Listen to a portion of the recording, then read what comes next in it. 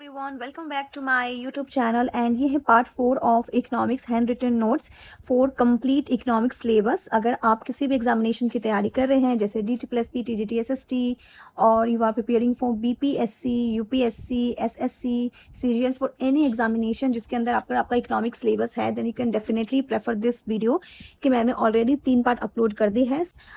यहाँ से शुरू की थी मैंने ऑन दिस ऑल, ये मैंने सारी कंप्लीट करा चुकी हूँ। So let's start with the past fourth. Last video ended here, like this is the last part. Okay, so now let's start here. First RRB जो फर्स्ट रीजनल रूरल बैंक है was named as a Prathama bank. This is bank, ठीक है, Prathama bank. This is first Prathama Bank and this was sponsored by Syndicate Bank. Okay, यहाँ देख लेते हैं हम लोग कि books written by Adam Smith. Adam Smith के द्वारा जो GDP पे बुक लिखी गई थी वो एक मैगजीन थी एक्चुअली जिसका नाम था development which way now.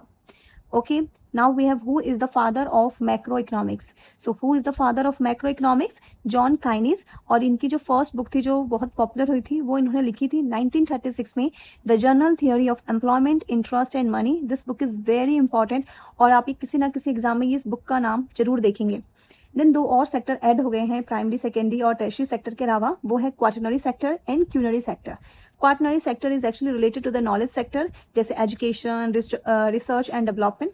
Then we have culinary sector and it is the highest level of decision making team such as public and private government.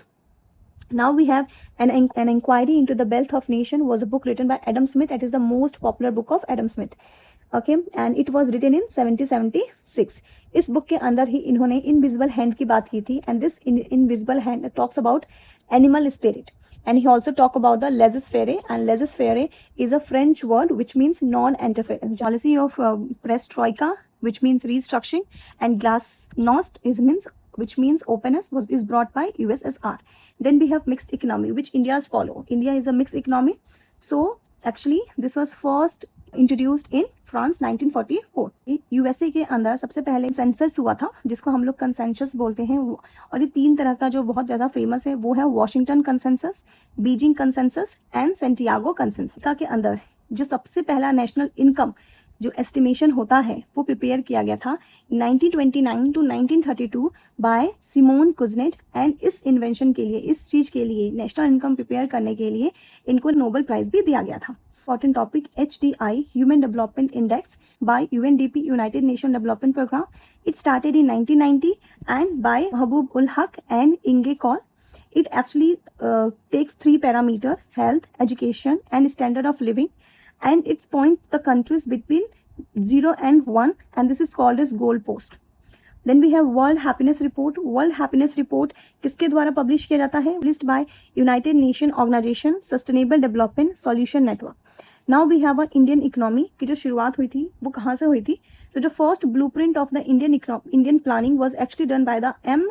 Visvesvaraya and इनकी बुक का नाम था the planned economy of India and it was published in 1934. So National Planning Commission set up in 1938 under the chairman of Jawaharlal Nehru and इसके अंदर total कितने member थे? 15 member थे. Then we have Consultative Committee of Economics 1941 by Mudaliar. Then we have Bombay Plan 1944 and इसके अंदर total 8 member थे. जो काफ़ी इंपॉर्टेंट नेम है वो है अवधीशा दलाल, पुरुषोत्तम दास. एंड जो बॉम्बे प्लान 1944 में आया था इस पे एक बुक लिखी गई थी एंड इस बुक का नाम है a plan of economic development in India. Then we have Gandhian plan 1944 by SN Agarwal and it is focuses more on agriculture, decentralisation, self sustaining village, drafted by JC Kumarappa. Then we have the people's plan 1945 by MN Roy. Then we have Sarvodaya plan 1950 by JP Narayan and was inspired by the Vinoda Bhave. See कि we have different terms like GDP, NDP, GNP, NNP, and these four terms are very important. Then we have the Cambridge Economic History was written by DK. Then there is another book, The Indian Economy, Problems and Prospect, is written by Bimal Jalan. The Index of Industrial Production was actually published by CSO, Central Statistical Organization. Then we have some reports like rural credit दिया जाना चाहिए. It was recommended by Gadgil report. Then we have Saraiya report on cooperatives, different cooperatives होने चाहिए by Saraiya. Then we have agriculture की price किस तरह से decided होनी चाहिए. It was by Krishnamachari. Then we have agriculture को किस तरह से डेवलप करना है उस पर एक रिपोर्ट बनाई गई थी बाय खेरागाट report. Okay, now we have national development council, was established in 6 August 1952 थी। 57th मीटिंग हुई थी on December 2012। Then we have 20 point program. 20 point program कब आया था? जुलाई 1975 में, for the restructure of the India, and this 20 point program was actually restructured in 1982, 1986 and then in 2006. MP LETS, it was launched in 23rd of December 1993, जहाँ पे 5 lakh to 1 crore of rupees जो है वो दिया जाता है till 1994 में। later it became 5 crore in 2011। Okay, present अभी कितना है MP LET के तहत? 5 करोड़ पर ईयर। ओके, और 2011 में जब इसे 5 करोड़ किया गया था तो जो मिनिस्ट्री ऑफ स्टैटिस्टिक्स थी वो किसके अंदर थी? PV नरसिम्हा राव के अंदर। Then we have inflation. Inflation is very important topic for economics. Inflation जो होता है वो मेनली दो बेसिस पे होता है, wholesale price index and consumer price index. Okay, और रेट ऑफ इन्फ्लेशन निकालने का ये फॉर्मूला है price of this year minus price of last year divided by price of last year into 100। Then inflation के बहुत सारे टाइप होते हैं, जैसे low, galloping, hyper inflation.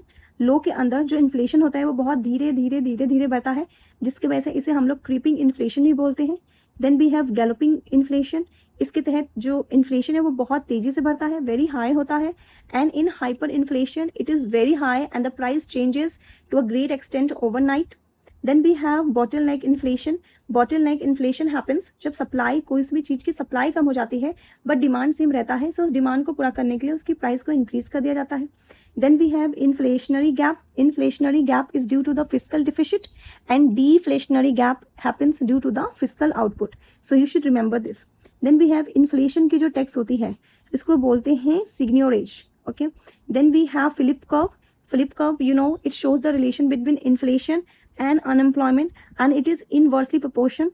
If inflation become lower, it means unemployment become higher. Then we have NAIRU, non-accelerating inflation rate of unemployment, which actually shows that how unemployment changes with the time even if the inflation is constant. Then we have reflation. Reflation जो होता है ये intentionally government के द्वारा किया जाता है by cutting the taxes and by spending more in order to reduce the unemployment. Then we have stagflation. The situation, it happens when inflation is higher, unemployment is high and growth is also higher. Skewflation is a rise of price of some commodities, जैसे कि अभी petroleum product के prices अब महंगे हो गए हैं due to the higher demand and the war in the Middle East. So this is example of skewflation. Then we have GDP deflator. GDP deflator, very important formula. GDP under current price divided by GDP of constant price into 100. Then we have current inflation rate. Current inflation rate का जो formula है वो है current price minus last year divided by last year into 100. Then we have some information like जो John काइनिस थे, इन्होंने बोला था कि स्ट्रॉन्ग स्टेट का इंटरवेंशन होना चाहिए in the economy, right. Then we have first Gulf War in 1991, जो इराक एंड कुवैत के बीच में हुआ था, जहाँ पे जो यूएसए था उसने एक कोएलिशन फोर्स बनाया था जिसका नाम है Desert Storm. Then we have MP let's, जिसका लास्ट सेंट्रल प्लान जो था वो 1993 में आया था. Then we have 20 point programme which first came in 1975, then in 1982 and then we can see it in 1986. Very important question. First Finance Commission. जो First Finance Commission था, it was established in 1951 under NC Niyogi, and जो 60th Finance Commission है उसके head है Arvind Panagariya. Then we have Skill India. Skill India जो scheme था वो कब आया था? 2015 में, and its target was to train 40 crore of the people by 2022. Then we have very important topic, Industrial Policy Resolution. Industrial Policy Resolution जो है वो बहुत इंपॉर्टेंट है, इसको मैं थोड़ा डिटेल में समझाऊंगी आपको. Guys, so here is the complete information on the industrial policy of India. ये बहुत बार चेंज हुआ है, जैसे 1948, then 1951, 1956, 1970, 1977, 1980 and then we have 1991. जो सबसे जो मोस्ट इंपॉर्टेंट है वो है 1948. Then let's start with the 1948. 1948 के अंदर ये डिसाइड हुआ था कि India will have a mixed economy, and जितने भी स्ट्रेटेजिक जो इंडस्ट्रीज थी जो कंट्री के लिए इंपॉर्टेंट है for the growth and for the safety, उसको पब्लिक सेक्टर में कन्वर्ट किया गया था, जैसे आर्मी, एटॉमिक एनर्जी, रेलवे, ये सबको पब्लिक सेक्टर में पुट किया गया था. देन जो बेसिक और की इंडस्ट्री थी जहाँ पे पब्लिक और प्राइवेट, जो पब्लिक एंड प्राइवेट सेक्टर मिलकर काम कर रहे थे वो थे बेसिक और की इंडस्ट्री, जैसे coal, iron and steel, communications, mineral, oil and ship building.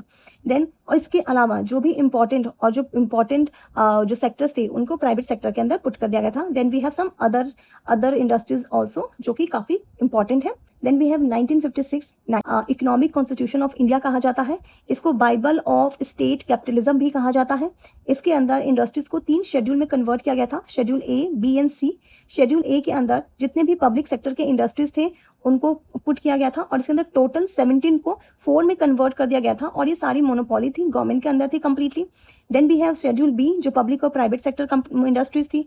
Then we have schedule C जो पब्लिक और प्राइवेट के अलावा जो बाकी इंडस्ट्री थी वो शेड्यूल सी के अंदर थी. स्मॉल स्केल इंडस्ट्रीज हैं उन पे काफी ज्यादा ध्यान दिया गया था to improve it. Then we have 1991 के अंदर जो पब्लिक सेक्टर के अंदर जो बहुत सारी इंडस्ट्रीज को रखा गया था गवर्नमेंट के कंप्लीट मोनोपोली के अंदर, उसको डी रिजर्वेशन किया. एक है एटॉमिक एनर्जी, दूसरा है railway. Then we have licensing system लाया गया था. और किस इंडस्ट्रीज पे लाइसेंसिंग लाया गया था, जैसे aeroplanes and defence, hazardous chemicals, industrial explosion, cigarette and tobacco. अगर देन यहाँ पे 100% एफडीआई अलाउ कर दिया गया था. इससे पहले 74% ऑफ द एफडीआई अलाउ था. We have central sector scheme. Central sector scheme जो होता है इसके अंदर 100% फंड जो है वो कंट्रीब्यूट किया जाता है सेंट्रल गवर्नमेंट के द्वारा. और ये कौन से सब्जेक्ट होते हैं जो सारे यूनियन लिस्ट के अंदर मेंशन है.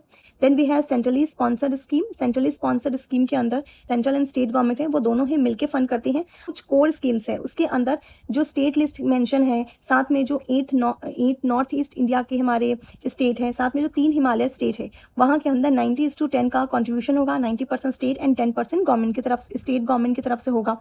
और जिसके अलावा बाकी स्टेट है उसके अंदर 60:40 का होगा एंड यूनियन टेरिटरी के अंदर 100% सेंट्रल फंड होगा.